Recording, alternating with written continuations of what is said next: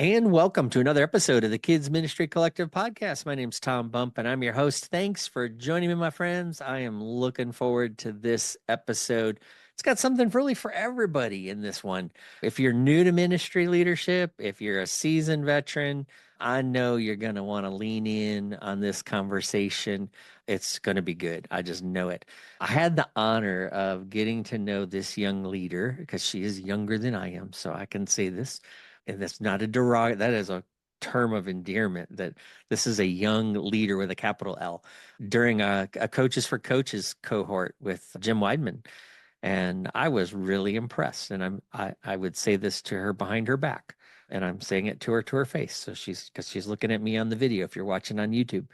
But her composure and grace and heart for Jesus and serving others was really clear to see. And she's got some legacy. And this wasn't something that I think she just dove into just because. And I'm really excited to get into this conversation because this has encouraged, getting to know her has encouraged this seasoned leader's heart.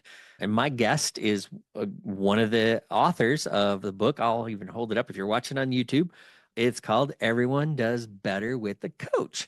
And my guest is Emily Saum. And Emily, welcome to the KMC podcast. Thank you so much. I'm very excited, very honored that I get to be a part. And I wanted to tell you, this is kind of like a full circle moment. I haven't told you this, but I think you would appreciate it. Probably like a year ago, I was talking to one of my friends and just like sharing, like some goals I had in ministry. And she said, "You should connect with a guy, Tom Bump." And I was like, okay. And that was probably like summer last year. And so she added me to your Facebook group. And then I just started like following. Yeah. And then come to find out, when we started the first Zoom on the coaching group, I was like, oh my goodness, this is crazy. Like I saw you on there. And then now to be doing a podcast with you is just Wow. like kind of full circle of the Lord showing me like keep going, and That's like very cool. it just kind of like happened. And so very, very grateful to know you. I thought about that the other day. I was like, that's Wow. so crazy. So yeah, thank you very That much. is cool. Thank you for sharing that. Wow. I'm blessed by that and encouraged, and because it's nice to know that more than my mom's listening to the podcast. And That is weird. oh, but yeah, we're glad to have you in the Kid Minister Collective community too. And so tell us a little bit about what you're doing and where you're from so that people can get to know you, and then we're going to dive into our conversation. Yeah. So where do I start? I am part of a ministry family on both sides, my mom and dad, and I have grown up in ministry ever since I was a baby. So that's all I've known really. And my dad was a children's evangelist. So I grew up just traveling with my family all across the country and world of going to camps and doing crusades and seeing the power of God move in people's lives, especially. And my grandpa was a children's evangelist and pioneer in kids ministry. Him and Jim Wyman were very good friends. And so, yeah, that's all I've kind of known. And I have also lived in Uganda as when I got older, a resident director of a baby's home. And so just always been a part of children's ministry in some sort of way. And I'm continuing to go after it of whatever the Lord wants. And so now I am a middle school pastor, which is a whole new world for me. And so I am learning to have a whole new dependence on the Lord in that because this Yeah. is a new world. And kids are very different these days. People are very different. And Yes. so it's a whole new stage of learning. And so that's what I'm doing. I'm in Atlanta, Georgia at Mount Perrin Church. So That that's is a quick awesome. little overview. Yeah, I love it. I mean, that is a cool legacy.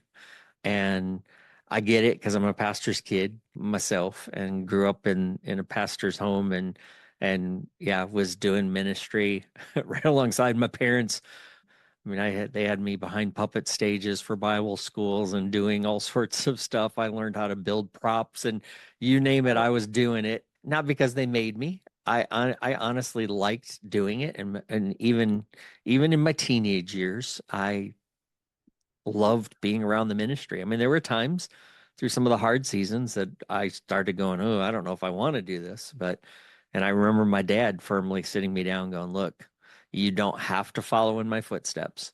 If God calls you, then by all means obey. If he tells you not to do that and he wants you to do something else, then you go obey." So I'm sure you probably heard that from your family as well. Do For that. sure. So that is very cool. And I love, I mean, it does. It encourages me as somebody who's ahead of you in the ministry journey to see somebody who came up through it and still has that passion to be all in and to go after it. I love that term, go after it. Yeah, Uh, going after it, man, not stopping, that even in hard times. That is awesome, man. Thank you. All right. So we always start off the podcast with a why question. So here comes yours. Why did you decide when you got into ministry, start thinking about getting a coach? And because not everybody thinks this is a valuable thing or is willing to invest in themselves as a leader. So why did that why did you feel like that was necessary? Because you've come from this line of evangelists and ministry leaders who it would have been very easy to say, "Oh, I know how to do this stuff because I grew up with it."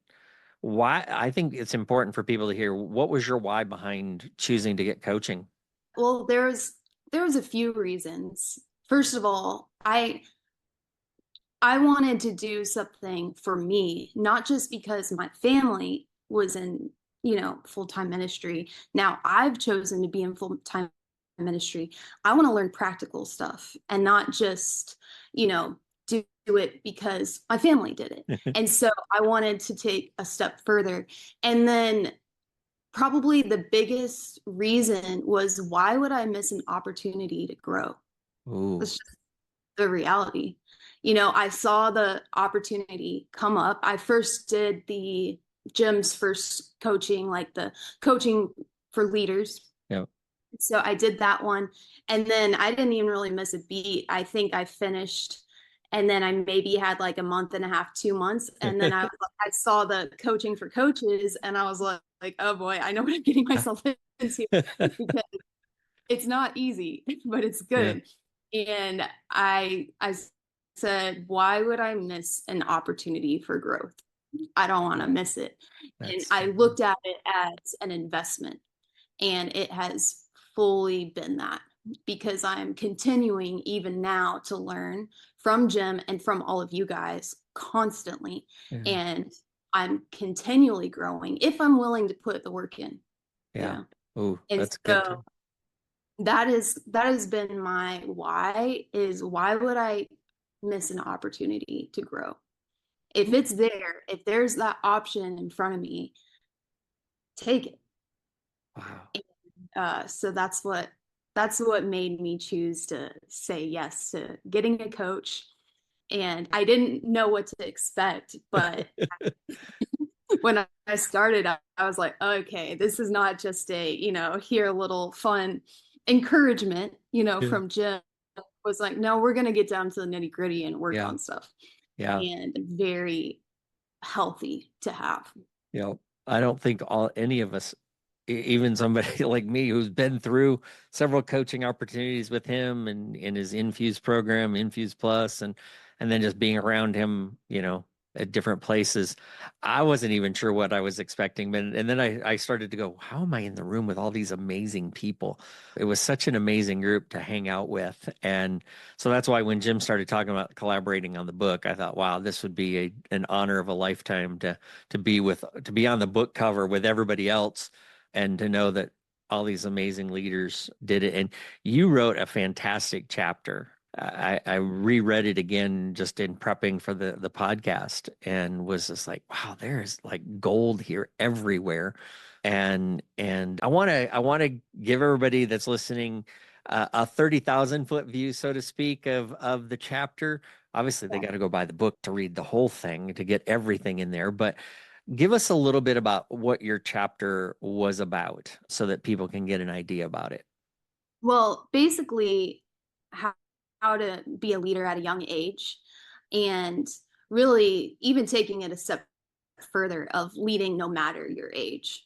Yes. And it's an interesting viewpoint that I think I took on it because I think it could surprise some people of like not really getting into the practical of, how to lead at a young age.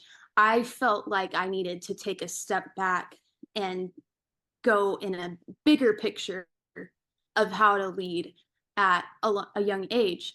And when I think about it, and I look at my life of all different opportunities of growing up in ministry and going to Uganda at 12 years old and continuing on of constantly like being put in positions that I needed to be a leader at. What it came down to was my identity. Mm, And if I know my identity and who I am in Christ and whose I am, then I can lead it no matter whatever my age is, yes, you know? absolutely. And because then if I get the core and the foundation of who I am, then all the other stuff, I can start working on. But if I don't get that main thing, then no matter what, I'm constantly going to be just falling back because I'm leaning on myself, which Mm, is not going to be stable. And yes. so that's what I I was trying to convey with that of if we are a son or daughter of the Lord, then that means we don't have an excuse. Yes. We can lead at any age. Yes. And so that is kind of the heart behind it. Let me remind people of whose we are because Mm, if we are that, then why should we put stumbling blocks ahead of us? that's There's right. no Why should reason. we limit ourselves? Um, Exactly. yes. Seen Well, that so many times, so many ages, yes. Yeah. so many. And And yeah, and I think you're spot on for saying the disclaimer that this is honestly something that every leader needs to really lock into. I coach a lot of seasoned veteran leaders, and one of the things that I've discovered is how their identity and their vocation have gotten tangled. And I think one of the things that I do with them is just going back to the simple little exercises. Who does God say you are? And I make them go through and say, I want you to write down all the things of who you are. Who do you identify as? So for me is I'm a son of God, first and foremost. Then I am a son of Tom and Evelyn. I am a husband to April. I'm a brother to Don, Aaron, and Denise. I am a dad to, and I just start going through, but then it's I am forgiven, I am called, I am equipped, I am sanctified, I am empowered, I am filled. And I start going through all of those kind of things to figure out, and it's amazing how many leaders have never done that little exercise of identifying who they are and who does God see them to be. And and so for seasoned leaders, sometimes they need to go back and do this because they've lost their way. That's why they feel so dry. That's why they feel like they're burning out because they've forgotten who they are. See, burnout to me is not a volunteer issue. It's not a systems issue. It's a heart issue. And at the core of that is your chapter. That's why it resonated. And I think it's I mean, it is so good, Emily. It really is good because and I loved the angle because I wasn't sure when I saw your title, I wasn't sure which angle you were going to go from or what you were going to write about, but I was like eager to go, okay, Jim's always saying you got to have somebody behind you and learn from. And your reminder was just this powerful thing of even reminding me, even though I coach people with this, to remind myself often of who God has called me to be. So thank you for sharing that because I think your questions in here in your chapter are pretty powerful. as a younger leader, why do you think that, because I've coached some young leaders too, and they really struggle. They're struggling with a variety of things. But what do you see your peers struggling with right now? I mean, as leaders, what are some of the things that kind of get in their way? Well, this is kind of just a very literal answer. And but it's happened to me all the time. And I really do think this is just something that takes time with young leaders. And I think older leaders need to give the younger ones some grace in this area, that we just don't have as much hindsight. It's just the reality. Hmm. And we there's going to be times that we fail and mess up because we don't have the blessing of having hindsight like older leaders do. Right. And so that's kind of something that I've had to realize, of saying there's things that just are going to take time for me to learn. And that's something that I've just seen, and to give myself grace that I just don't have the time on me yet, you Yeah. know, and for older leaders to do that. And, I think sometimes it's hard because some younger leaders can come in really strong and have a little bit too much self-esteem. And we also need to take a step back and not having too much high self-esteem, and then also the reverse of low self-esteem. There's Yeah. kind of like, Oh, there we go. Yes. I've got it, I've learned it. I was guilty of that. Like, I've seen it, I've done it. Like, no. There's still more to learn. Yeah. Always. Oh, And so again, coming back to hindsight, like, I wish I would have known that. Like, sure. take like, it's okay, like, learn, and then the opposite of low self-esteem, you can be coming in and being intimidated by others, and Yeah. so it just takes time, and I would encourage the young leaders to be seeking out, whether you think you got it all together or you don't have any of it together, to be seeking out mentors who have hindsight, who Yeah. have been through it, Yeah. because that's just something that you can't really, even if you've been in ministry all your life, you still have, it's only been a certain amount of years on earth. Right. And so you really need to be seeking out other people. And especially like for me, I've had to learn, my dad passed away at age 47. And so that was my go-to guy, Yeah. to ask questions. Well, I've had to push myself and become more vulnerable of calling people, asking people, because I don't have that easy go-to person, anymore. And so now I have to force myself at times to ask, you Uh-huh. because I just don't have hindsight at times. And that's my answer in that. It's kind of Mm. very, literal, but I Yeah. think it's just something that we forget at times. Yeah. Uh, and for older leaders to give the younger some grace in that area. Yeah, that's good. I mean, I remember as an 18-year-old coming into ministry, and I'm gonna solve all the world's problems, and like Jim says, you got to be careful. Don't believe all your own press clippings, and because I had a lot of people backing me, I had a lot of people telling me how gifted I was, and I started to believe all of this, and yeah, my pride got in my way a lot of times. I think I missed some good learning opportunities. It also created that fear of failure. I didn't want to fail. I didn't want to let anybody down, even though I knew it was going to happen. And That reminds me, because like that was also me of mm, fearing failure. And it's like failure doesn't mean you're finished. right, But especially when you're young, it feels like it's it. Like you're done. I remember when I first started here at this job, I had a few things that I needed to work on. And so my boss pulled me to the side and had a little, meeting. Well, I was mortified. Like, oh I'm done. yeah, Like, I'm gonna get I'm gonna get fired. fired.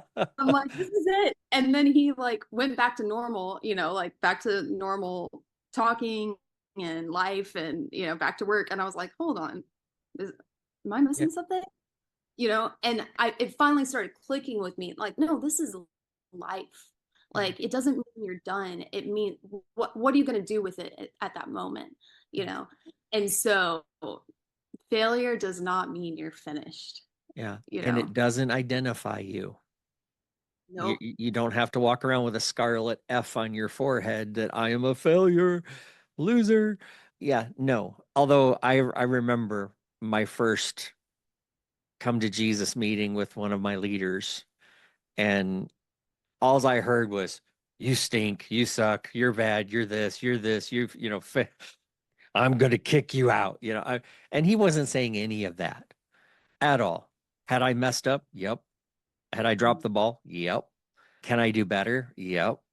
And I remember, I mean, thank God I had this guy in my life, this pastor in my life who literally talked me off the ledge of quitting because I was ready to submit my resignation. I mean, I was just devastated because again, I thought I'd let everybody down and that I should probably just quit or before he fires me, I'll be preemptive.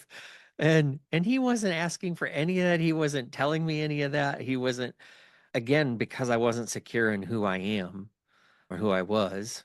And you're right. I think if you're a seasoned leader listening and you've got younger leaders under your care, make sure that while you're rebuking, correcting, and training, you're encouraging and re-emphasizing this isn't, I'm not talking about who you are, I'm talking about what you do, your vocation, how we can do better, we can lead stronger, and and that you as a person are still valued and loved and cared for, and your job is not in jeopardy. This isn't going to define you. We're not going to hold this over and go, I remember when Emily did this, when she screwed up this bad. You're not going to become a sermon illustration, hopefully.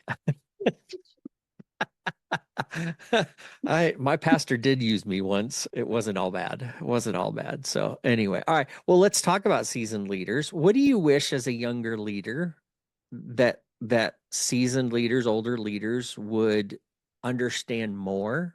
Obviously, that was one probably. Hopefully, I didn't take your answer. I But got what more. what what do you think about that? What would you say? Because hey, I'm giving you the floor. You can say it, and we just have to sit and take it. Um, Let's talk. Uh, you know, one thing I wish like the seasoned older leaders would want to know about younger is, again, this is kind of a unique perspective, but that we want to be with y'all. We want to we want to partner. At least I'm speaking for me. I want to partner with seasoned leaders. I want to have an Elijah in my life. mm, I want to have somebody that's in it that's not checked out. I want to see that there's somebody that has been in it for 20, 30 years and they aren't checking out. They're still going all in. And instead of just, I also would love to hear, I love hearing about the past because it's, of course, needed. But I don't want to just, okay, I'm just talking very real right now. hey, bring it. I don't want to just hear what happened good 20 years ago. That's great, but let's bring it to here now and like work Yes, partner together on it. And right so on.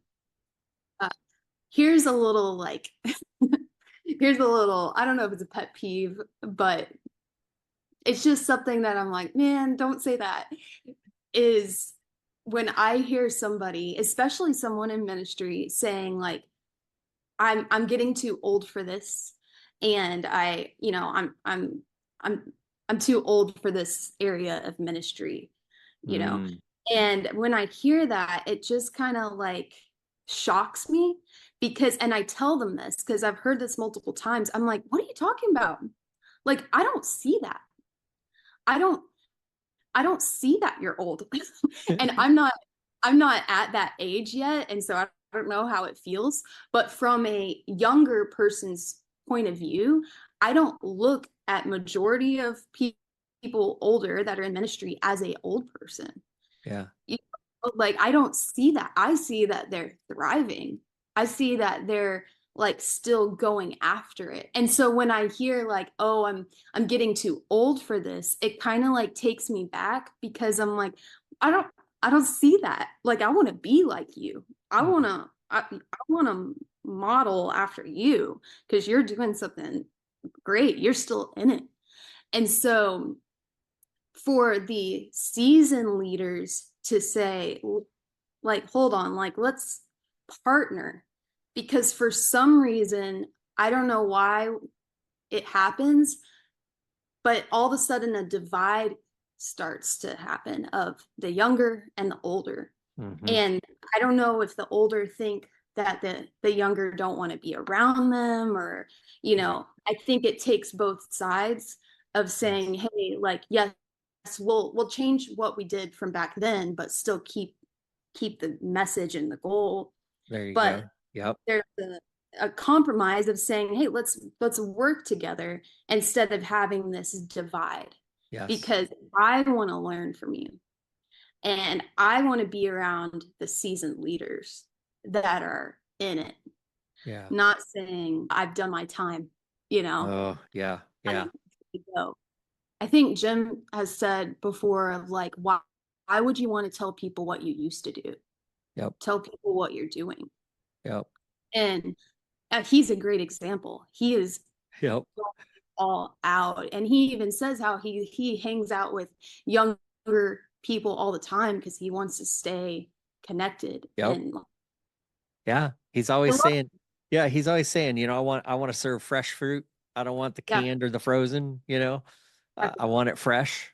Um, you're right. And I do. I think it takes a seasoned leader to say, be the grown up in the room if you have to say it that way, and be the grown up to say, I'm willing to let go of my traditions and, those kind of things to be openness to the fresh things. And I want the younger generation to bring the new and their perspective and their ideas to it, because in the mix of it all you're going to find something really amazing.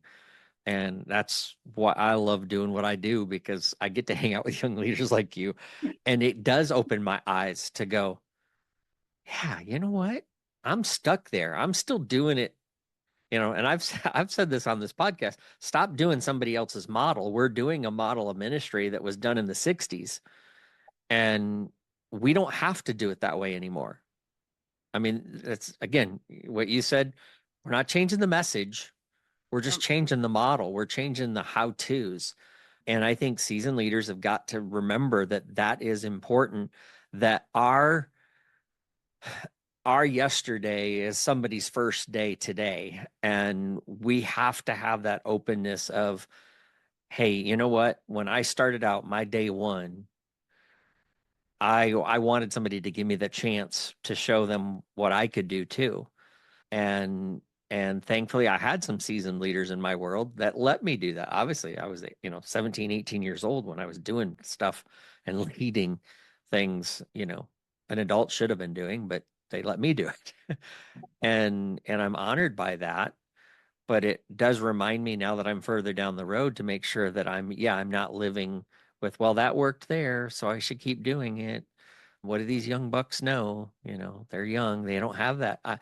You know, yeah. Okay. well, I that's something that I've also seen of, especially when we were traveling, going to so many churches, you know, once you find something that works, you want to keep doing it. But it's like, okay, well, that worked 10, 15 years ago, you know. So let's kind of rethink Yes. something here. But it's easy. When you find Yeah. your Oh, it thing, is. yeah, it's so easy to keep doing it until you take a step back and see, hold on, the world is different. Yeah. Kids are different. Very much. I want to reach the kids today. Yep. I want to reach the people today. So Yep. what do I need to do to change some things? Yeah. before they check out. Oh, that's so good. That is so So, good. and it takes work. It takes It a lot does of work. say, yeah, it does. It does. And it takes getting outside our comfort zone, which is one of the things you talked about so eloquently in the book of getting outside our comfort zone. Why do you think that's important? And what did you learn by pushing yourself outside of your comfort zone? Oh, goodness. Well, I have a love-hate relationship with that because it's obviously uncomfortable. Yeah. You want to stay home and have hot chocolate and watch a movie when it rains. Like that, like you want a comfortable Yep. day, you Yep. know. It's easy to be comfortable, It is. but when will growth happen and comfort? It doesn't happen often. And so I've had to learn over and over and over. Like now it's weird if I'm not uncomfortable, you know. And Mhm. so now I'm constantly like wanting to what can I do now? You know, like what do I need to do? Because I grew up pretty timid and shy. And so I've always had to take an extra step to get outside of my comfort zone just because I was naturally just a shyer person. Mhm. And so, yeah, I just look back over so many different moments in my life of either I had to decide or someone took the opportunity to call me up to a higher standard. They saw where I was, and somebody gave me an opportunity to say, let's take another step. Whether that was my dad putting me on stage and I was terrified, or my grandpa giving me an opportunity to fly to Uganda, you know, just like constantly living in Uganda put you in a situation of uncomfort. Yeah. And uh, just even moving to Atlanta was a big step of faith because the Lord just told me to move here and I didn't have any, he just said, go, packed up my car and I moved here. And so what is it worth it? 100%. But are you willing to do it? And so to your question, I think what did I learn? I learned to do things scared. Ooh. And I know that can be like controversial because it's like, well, you should do things boldly and, you know, do things courageous. Yes. But sometimes you don't have the time to get bold. You Yeah. have a You're split right. to decide, and you have to choose to do things scared, is what I had to do. Mm. And I mean, a prime example is after my dad passed away. I had to choose, am I going the next day? I had to choose, am I going to do this day scared or am I going to just check out? Mm. You know? Wow. And I mean, I had to continue to depend on the mercies of God every day and do things scared. And it got easier over time, but I'm still learning that Yeah.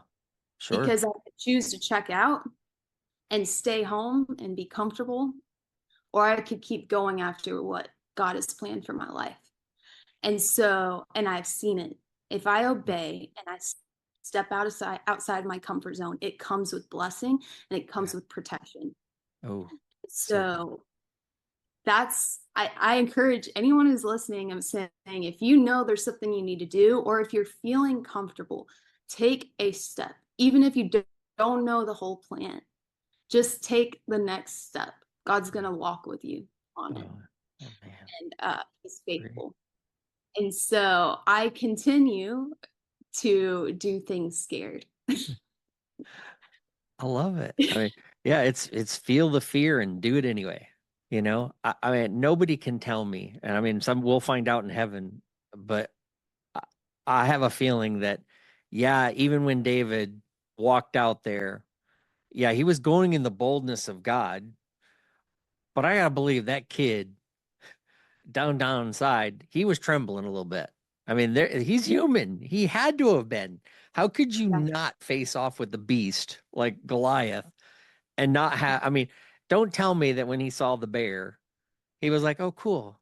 Let's give it a hug." You know, little Teddy. I mean, no, there had to have been some fear for his life, fear for his sheep. I think, the adrenaline kicked in. So yeah, I I think I don't know why we get so afraid of being afraid as a leader that we don't want to show fear. We think it's a weakness. Um, and it's not. No, it's very powerful. I would have missed out on a lot of things in my life and a lot if I hadn't stepped out Hmm. and and trusted the Lord. And I'll finish with this for this question, but I think I was 18 and I'm not a morning person. And so this was the only time I'm pretty sure that I've heard audibly the voice of God. He woke me up. And it was early in the morning because Emily Saum does not just naturally wake up early in the morning. And so I just hear my name and I wake up and I hear it. And all of a sudden, the Lord said a very clear sentence to me. He said, "My right hand will guide you and my staff will lead you." Wow. And I have held on to that because in all of the decisions that I've made Yeah. and all of the steps outside of my comfort zone that I am terrified, I knew 100% I can do it because the right hand of God is leading me. Yeah. Staff of God is leading me. And I can go, and it goes back to being that leader. I can walk in confidence because I know who my father is. Yeah. And that takes all the weight off you Yep. and all the pressure because I can walk in confidence. Mm. Oh, that's so good. That'll preach all day long and Monday through Sunday, Saturday. Oh man. Yeah, that was good. All right. Um, so let me ask another question here. I hate to move on because I could probably stop right there and let that because people should sit on that for a few minutes. You might want to hit pause and Yeah. think about what she just talked about and then come back and listen to the rest of this. But what was when you decided to because again we wrote the book together, everyone does better with a coach. We wrote this on in a goal as a team of leaders to say we want to help people seasoned or not. I hate the word rookie, just new leader, young New. leader. It could be new leader because even some people aren't young when they get into ministry Yeah. leadership. So the new leader versus the seasoned leader. And when you think about the coaching, and you've hit on a couple different reasons, I think this has been pretty powerful that if you've listened to this podcast and you've ever considered coaching, we've just broken down why you should break through all your fear and fail, all of the doubts and all of this and all what you think you know or what you don't know, and say, I need to do this. I need to find a coach. Yeah. But what was one of your best takeaways from being coached? And obviously, then I have to ask, why do you think everyone does better with a coach? Yeah. That is a good question right there. Well, first of all, I've learned so much from Jim, and then I've learned so much from y'all, continuing to learn from you guys. I think if I can narrow it down to one thing for me of my biggest takeaway, it has taught me to be intentional Hmm. and intentional in everything. Intentional in ministry, how I lead my ministry, like actually be intentional with it. Intentional with my time, because a lot of the time people think when they start this coaching with a lot of ministry coaches it's for ministry. Well, surprise, it's not just it's about everything. Yeah. So I have learned to be more intentional with my time, how I take care of myself, my priorities, my boundaries. I've learned how to be more intentional with people and ministering to them, and just in general in life and in friendships and relationships. And so it it hasn't happened overnight, but more and more I'm learning to be intentional. And that has been my biggest takeaway for that. And then why I think everyone does better? Well, just cuz when you have somebody who is there helping you. But I saw a good example the other day. I was at a coffee shop and there was a baseball coach with one of his players, a younger kid, and his dad sitting there. It was amazing to watch. The kid, you could tell there probably had been, it was a bad game, like he was upset. And the coach just kept going and kept encouraging him. And he Oh, wasn't beating around the bush. He was yeah, being very direct, but he was doing what he was supposed to do. And the joy that dad had on his face was like priceless. yeah. And I just listened to him, and it's like, that's why we need somebody ahead of us and older to sit down with us and be with us in the trenches, Mm, and someone to give us hard work. If you're wanting to take the next step, well, there's a next step. They're going to give you the hard work to grow, to yeah, get better, to not let you coast through life. And that is why I think everyone does better with a coach. that is awesome. That is awesome. All right, one final question and I'll let you go. Okay. What's God been teaching you lately? Oh man, lots of things. But I think the main thing he is teaching me at the moment is to be resilient. And I say that because there is a lot of shaking in this world right now. Mm, And not, I mean, you speak to a lot of people, and individuals are just going through a lot of things. yep, Churches are going through a lot of things. The yep, world is going through a shaking from my point of view. yep, And I am learning, and the Lord is encouraging me and strengthening me to stay resilient and keeping the main thing. that's good. Because if I don't, I am going to get swayed Yes, and distracted yep, and forget about the main goal of preaching the good news and making disciples. And yeah, so I am becoming more and more determined and courageous, and saying, I'm going to be resilient in the midst of the storm and not be swayed. oh, Because if I do get swayed, oh, good luck. Like it's gonna be a mess. yeah, I don't want my emotions to be swayed. I don't want there's hard times, but I can choose to be on a firm foundation or a whatever foundation. And I'm choosing to stay on the firm in the midst of a shaking. And wow, so that is what the Lord is teaching me, to be very resilient. that is fantastic. All right, Emily. So if people want to follow you, want to touch base with you, connect with you, how can they best do that? I'm on all the socials. So just find me on the socials, Emily Saum, and I'm All right. there. All right. We can do that. So, all right. Well, Emily, thank you so much. This was even better than I was imagining this conversation was going to be. And I'm really thrilled that you took the time to come and be with me on the podcast. Yeah, well, thank you. I'm excited to continue to learn with you. Yeah, So, and hope everyone here that's listening will continue to keep going and keep learning. So, awesome. All right, that's going to do it for this episode of the Kids Ministry Collective podcast. I hope that you'll stay tuned for another episode. If there's anything I can ever do for any of you, please reach out. You can hit me up at tom@tombump.com. I would be glad to serve you. If you need some coaching, check out kmccoach.net. If I'm not the right fit, I will find you a coach. I've got a great network of people like Emily that can serve you and serve you very, very well.